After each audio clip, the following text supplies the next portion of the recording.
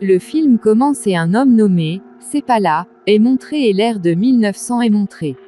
Il était normal de voyager en traîneau à cette époque et les promenades en traîneau étaient utilisées pour déplacer les choses d'un endroit à un autre.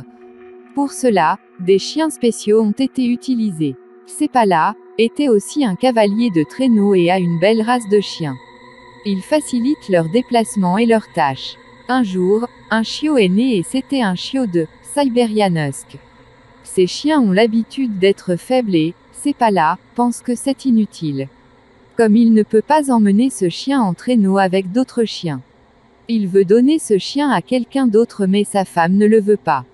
Elle garde tous les chiens comme ses enfants. Elle l'a nommé Togo et dit que je l'aime comme mes enfants. Ils sont près de mon cœur et je ne veux pas les séparer de moi. Il faut donner une chance au Togo, et il est plus jeune maintenant. Nous ne devrions pas tirer de conclusion prochainement à ce sujet. Sepala ne veut pas cela, mais même alors, il est d'accord avec sa femme. Togo vieillissait avec le temps et c'était méchant. Sepala en était agacé. Sa femme lui demande toujours d'emmener Togo avec lui en traîneau. Il dit à sa femme qu'il est faible maintenant et qu'il ne peut pas survivre lors d'une promenade en traîneau. Sepala donne Togo à son ami mais sa femme sait qu'aucun ne le gardera car c'est méchant. Il en est de même le lendemain, son ami ramène Togo. Il dit que ton chien est méchant et que je ne peux pas le garder avec moi. Sa femme sourit à cela parce que c'était méchant et chaque fois que Sepala prend ses chiens sur le trajet, Togo va derrière lui. Même lui l'attache à une clôture mais il s'enfuit en creusant la terre. Il court après Sepala et il s'amuse avec les autres chiens qui y arrivent. À cause de cela, la pratique de Sepala ruine ce qu'il enseignait à ses chiens. Un jour, il tombe à l'eau et Sepala en a eu marre de ses actes. Il enferme Togo dans une pièce mais il sort de là d'une manière ou d'une autre.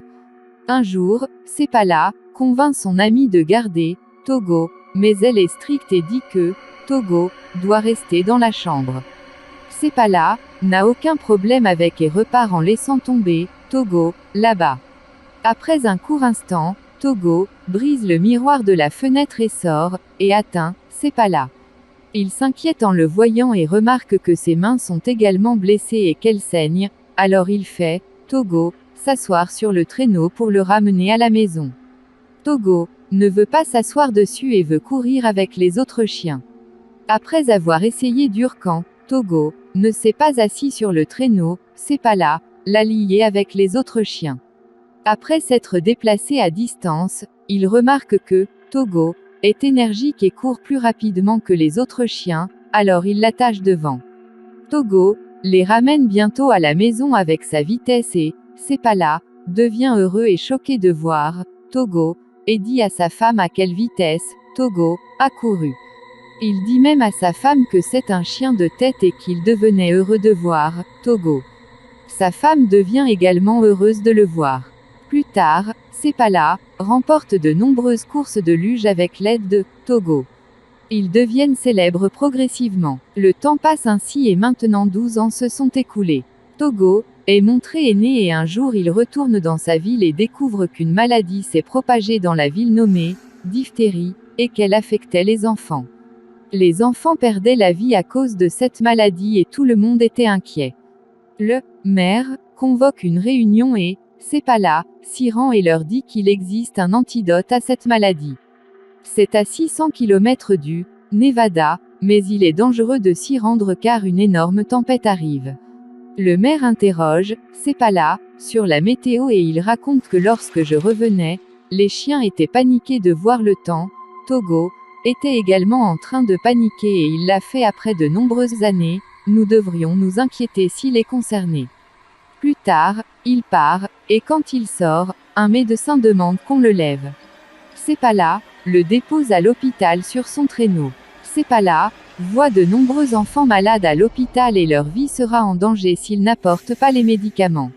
Sepala se perd dans ses pensées et dit à sa femme que lorsqu'il rentrera à la maison, il ira prendre des médicaments.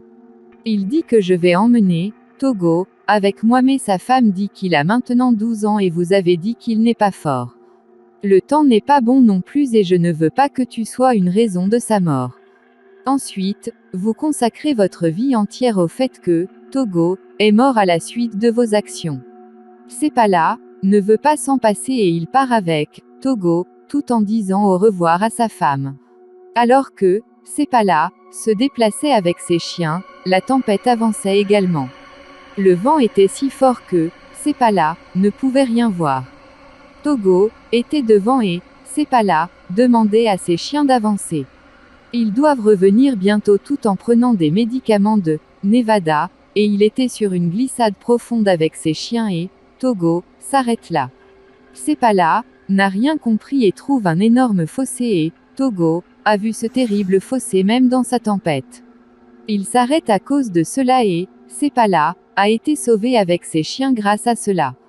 Pendant ce temps, Sepala voit que le pied de Togo a été blessé et qu'il saignait également après avoir voyagé toute la journée. Sepala et ses chiens atteignent un avant-poste. Il y avait une femme médecin à cet avant-poste et dit à Sepala que Togo a maintenant 12 ans et maintenant il est devenu faible. Ce long voyage n'est pas bon pour Togo, mais même alors, Sepala et son chien de tête, Togo, avancent. L'état des enfants empirait à l'hôpital et Sepala avançait avec ses chiens. Il prenait des raccourcis pour atteindre son but bientôt. Il voit qu'il y a un terrible lac gelé et que la tempête se dirigeait également vers eux depuis l'autre côté. Sepala n'a pas peur et demande à ses chiens d'avancer sur le lac gelé qui bougeait avec leurs pas. Les chiens avançaient et traversaient tant bien que mal le lac. Après avoir voyagé toute la journée, ils atteignent un poste de contrôle et s'y reposent.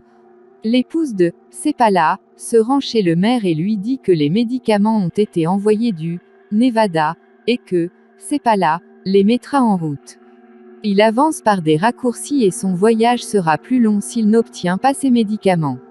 Sepala est montré atteignant un poste de contrôle après avoir voyagé pendant une journée entière. La situation du Togo était pire mais même alors, il veut avancer et mener. Maintenant, il arrive que le même Sepala se déplaçait de son raccourci et s'il ne trouvera pas l'homme apportant des médicaments du Nevada, alors son voyage deviendra difficile pour lui. Sepala est fatigué et ses yeux se fermaient mais ses chiens avançaient comme de l'électricité et l'homme est venu du Nevada. Il a le médicament et s'arrête mais Sepala avançait avec ses chiens. L'homme l'appelle mais Sepala était perdu et le vent violent soufflait également. À cause de cela, Sepala n'a pas pu entendre la voix de cet homme mais Togo a entendu quelque chose et l'homme pensait que Sepala ne l'avait pas entendu et a avancé. L'homme voit Sepala revenait parce que Togo s'est arrêté là et Sepala a le médicament pour lequel il est venu jusqu'ici. Maintenant, il s'arrête à un poste de contrôle et son ami lui demande de laisser Togo ici. J'ai perdu mes nombreux chiens dans ces terribles tempêtes. Je ne veux pas que vous perdiez votre adorable chien, Togo, mais il refuse et dit que Togo est mon chien de tête et que je ne peux pas voyager sans lui. Sepala recommence à voyager avec ses chiens. Devant eux apparaît le lac qu'il a traversé hier avec ses chiens. Maintenant, le lac était en mouvement mais s'ils ne passent pas par là, leur voyage augmentera un jour de plus. Sepala décide qu'ils vont avancer sur cette voie et demande à son chien, Togo, d'avancer et maintenant ses chiens étaient traversés rapidement le lac. Maintenant, l'eau sortait également du lac et ils seraient perdus s'ils s'y noyaient. À cause de la vitesse de Togo et d'autres chiens ils atteignent en quelque sorte le rivage. La pièce avec laquelle ils vont avancer la pièce se déplace et se sépare du rivage. Sepala jette Togo sur le rivage et lui demande de tirer ce morceau de glace. Togo a été blessé mais même alors il applique sa force. Il les emmène au rivage et maintenant ils sortent du lac gelé. Ils ont été piégés et Sepala sauve miraculeusement ses chiens et les transporte à un point de contrôle. La dame médecin était également là et voyant Togo, ses yeux se sont remplis de larmes. Elle dit, Sepala, votre chien est en train de mourir et son état s'est aggravé. Elle fait aussi, Sepala, bouleversé car il aime aussi Togo, Puis après avoir passé une nuit quand il commence son voyage, il attache Togo derrière. Il était malade et ne peut pas voyager.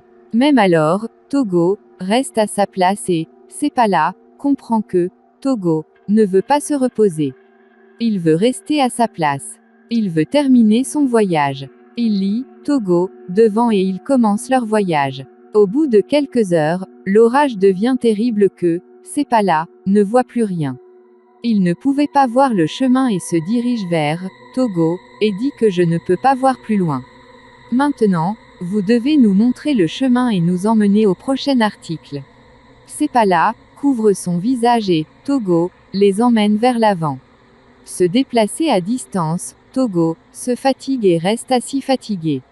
Sepala y va et dit que vous devez vous lever et que nous devons prendre ce médicament. Nous serons finis ici si nous n'avançons pas vers notre destination.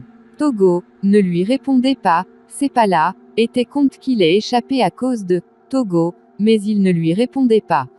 Puis un homme vient à lui avec une lanterne qui signifie Togo a fait son travail ici, il a transmis Sepala au poste de contrôle et il devient heureux de voir cela. Tout le monde a été sauvé grâce au Togo. Maintenant, ils entrent à l'intérieur car l'état de Togo n'était pas bien et il y avait un homme envoyé par la femme de Sepala pour prendre ce médicament en atteignant l'avant-poste. Il reviendra donc bientôt à l'endroit où les enfants sont malades. Il se repose la nuit. L'homme bouge le matin en prenant le médicament. Après un court laps de temps, il atteint la ville, Nome, où un journaliste l'attendait. Comme cette nouvelle s'est répandue à New York qu'un homme a fait un long voyage pour apporter des médicaments. Le journaliste pensait peut-être que l'homme était de retour avec son équipe. Maintenant, le journaliste imprime le nom de cet homme dans les nouvelles à l'exception de Sepala. La femme de Sepala était déçue et Togo était également en convalescence maintenant qu'il atteint Nome avec ses chiens. Beaucoup de gens viennent ici pour remercier Sepala et ses chiens. Les enfants viennent aussi ici qui ont été récupérés à cause de Sepala. Une fille arrive et demande en voyant Togo, est-il en train de mourir?